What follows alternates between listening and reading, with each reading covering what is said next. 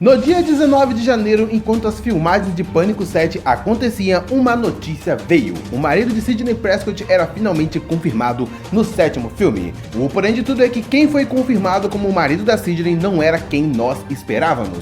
Joey McHale vai viver Mark Evans, o atual marido de Sidney Prescott. As notícias indicam que Patrick Dempsey, que deu a vida a Mark Kincaid, que todos acreditavam ser o marido da Sidney, não voltou para o sétimo filme, e o motivo? Dinheiro. Já que o estúdio Spyglass se recusou a pagar a quantia pedida pelo ator. E claro que os fãs caíram matando em cima da Spyglass. Mas dessa vez eu diria que a Spyglass não tem muita culpa e você vai entender o motivo agora.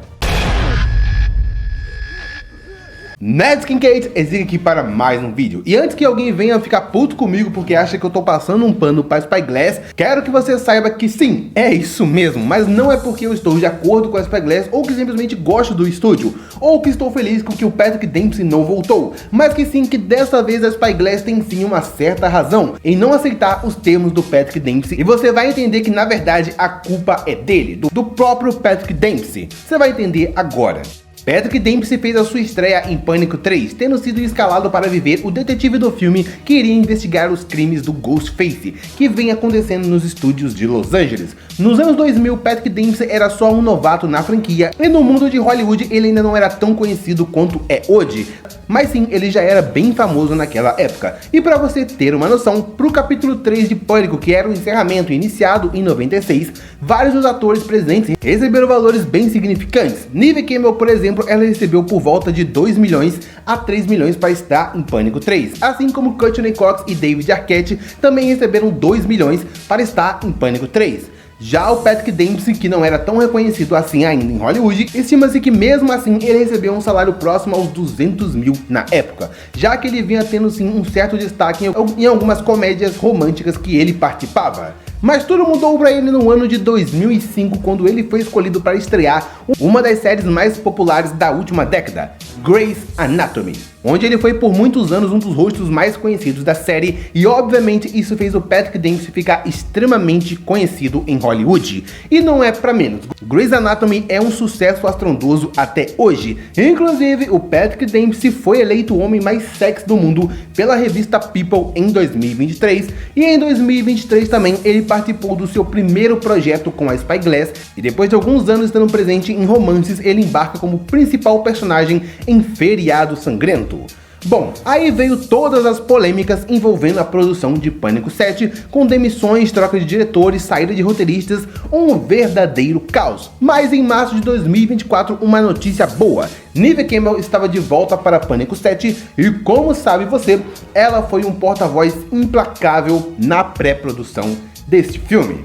E agora vamos à parte polêmica para alguns e de boas para outros. Pânico 7 vai ser um filme sobre a Sidney e sua família, até onde sabemos. Então não só teremos a presença de suas filhas, como vamos ter a Isabel May, que vai interpretar a mais velha dela, mas como teríamos as filhas dela, certamente teríamos de ter o marido da Sidney, o Mark, que foi confirmado nos 2 últimos filmes. Bom, e todo mundo achou que seria o Mark Kincaid lá de Pânico 3, já que lá no final de Pânico 3 parece que iria rolar alguma coisa entre ele e a Sidney. A própria Neve Campbell falou durante os meses que teríamos retornos para Pânico 7, e logicamente todo mundo pensou em Courtney Cox e Patrick Dempsey, já que naquela época todos do quarteto top estavam fora do radar. E aparentemente era isso mesmo, pois até o próprio Patrick Dempsey vinha falando em entrevistas que haviam sim entrado em contato com ele para estar em Pânico 7. Só que todos os informantes diziam o mesmo, que as negociações com o Patrick Dempsey não estavam indo para frente, pois ele sempre estava pedindo algo a mais, pediu mais dinheiro, pediu mais tempo de tela e por aí vai.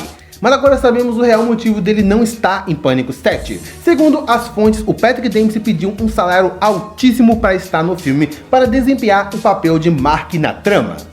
E é aqui que mora a polêmica e é onde eu posso até perder alguns inscritos. Bom, assim que o Joe McHale foi anunciado como novo marido da Sidney, teve sim a galera que compreendeu bem os motivos disso, mas também tem a galera que não entendeu e claro foram culpar a Spyglass. E não é passando pano para a Spyglass não, mas dessa vez ela não é bem culpada e você vai entender um porquê que eu acho isso. A gente sabe que Pânico 7 tá com um elenco bem grande. Até o momento de edição desse vídeo tem um total de 12 membros do elenco que fazem parte do núcleo principal, sem contar que vamos ter novas adições futuras, entre outros pontos importantes que envolvem a produção, como os figurantes ou se houver algumas gravações em locais fora do set. Isso também tem custo para produção e por aí vai. Mesmo sem saber oficialmente, sabemos que Neve Campbell tá levando o maior cachê do filme, pois no passado ela já teve problemas com a Spyglass por causa de dinheiro. Principalmente, a gente suspeita que o salário da Neve Campbell pode estar batendo na casa dos 10 milhões, considerando que em Pânico 5 ela recebeu 5 milhões e ela aparece só em 25 minutos de filme, até onde eu me lembro, e sem falar em todo o poder aquisitivo que ela tá tendo, já que o roteiro só começou a ser escrito quando ela aceitou voltar. Ela trouxe Kevin Williamson para a cadeira de diretor e eu suspeito muito que ela também venha a ser uma das produtoras executivas de Pânico 7. E só para você ter uma noção básica, Jamie Lee Curtis, principal rosto da franquia Halloween, recebeu em torno de 3 a 5 milhões para estar em cada filme da última trilogia. E só para termos uma comparação, a Jamie Lee é muito mais influente que a Neve Campbell e ainda assim o seu salário pode ser próximo da casa dos 10 milhões. Ela é praticamente o Robert Downey Jr. de Pânico. Courtney Cox é quem deve estar levando o segundo maior cachê desse filme, devido à sua importância na história e na franquia também. Ela pode estar recebendo aproximadamente aí dos 4 milhões para começar, já que foi mais ou menos essa faixa que ela recebeu nos últimos 2 Pânico, mas é provável que também possa aumentar para 5 ou 6 milhões. E o restante do elenco deve estar recebendo números semelhantes, variando entre 300 e 800 mil. Essa é mais ou menos uma média que existe em Hollywood, e eu aposto muito que foi oferecido ao Patrick Dempsey um valor de primeira nessa faixa, que fez ele contestar da primeira vez, e é bem provável que ele tenha pedido um valor bem mais alto do que a Courtney Cox vai receber, ou chegado bem próximo ao do que a Neve Campbell pode receber, e o estúdio recusou e reescalou o personagem, criando um personagem completamente novo. Segundo o Daniel RPK, foi isso mesmo que rolou. Ele pediu um valor que iria além do que foi oferecido a Neve Campbell e a Courtney Cox. E isso foi uma decisão muito sensata do estúdio, pois haja dinheiro para sustentar essa produção. E veja bem, eu sei que a Spyglass tem sim muito dinheiro para bancar essa produção, mas falando no quesito financeiro, não faz muito sentido fazer uma maluquice dessa. Pois apesar de Pânico ser sim uma franquia muito famosa, ela não é uma produção da Marvel que até o filme mais precário deles fazem caminhões de dinheiro. A média de lucro de um slasher atualmente está entre 100 e 200 milhões. Inclusive o slasher com maior bilheteria é Halloween de 2018, que fez 255 milhões, tendo custado somente 10 milhões para ser produzido. E com Pânico é um pouco diferente. O último Pânico, por exemplo, Pânico 6, custou cerca de 36 milhões e fez nas bilheterias 168 milhões, se tornando a terceira maior bilheteria da franquia. Então a ideia da Spyglass é repetir esse sucesso e até superá-lo, que sim, é possível. Mas o que talvez você não saiba é que antes de um filme ser produzido, é levantado um orçamento para ele, e é muito provável que o salário que o Patrick Dempsey pediu não se adequava ao orçamento de Pânico 7, pois lembre-se, não é só os atores que custam numa produção, tudo custa basicamente. Vamos fazer um cálculo básico aqui para Pânico 7, tirando do orçamento só o pagamento dos atores. Vamos dizer que Pânico 7 vai ter um orçamento de 40 milhões, um pouquinho a mais do que o sexto filme teve. Vamos pegar a suposição que todo mundo está fazendo do salário da Neve Campbell e vamos jogar um pouco mais para baixo. Vamos dizer que ela vai receber 8,5 milhões para estar em Pânico 7, mais uns 3% ali da bilheteria também que vim, que é um acordo que existe muito em Hollywood e é bem comum. A Courtney Cox deve receber por volta dos 4,5 milhões também, e tem chance dela ser produtora executiva também e levar ali uns 3% da bilheteria na divisão de lucros também. Quanto aos demais atores, vamos usar o salário base da maioria dos atores dos últimos 2 filmes de Pânico, tirando aí a Melissa Barrera e a Jenna Ortega. E o valor é de 750 mil. E vamos aos cálculos. Tirando Neve Campbell e Courtney Cox, ficam 10 atores do que temos confirmado recebendo 750 mil. Aí já dá 7 milhões e 500 mil dólares. Somando esse valor mais aos possíveis 8,5 milhões da Neve Campbell e os 4,5 milhões da Courtney Cox, chegamos ao incrível número de 20,5 milhões. metade do orçamento. E isso só na dedução, sem nenhum fato. Agora, vamos adicionar o Patrick Dempsey nesse cálculo. Segundo o que sabemos, ele estava pedindo um valor bem alto para estar em Pânico 7.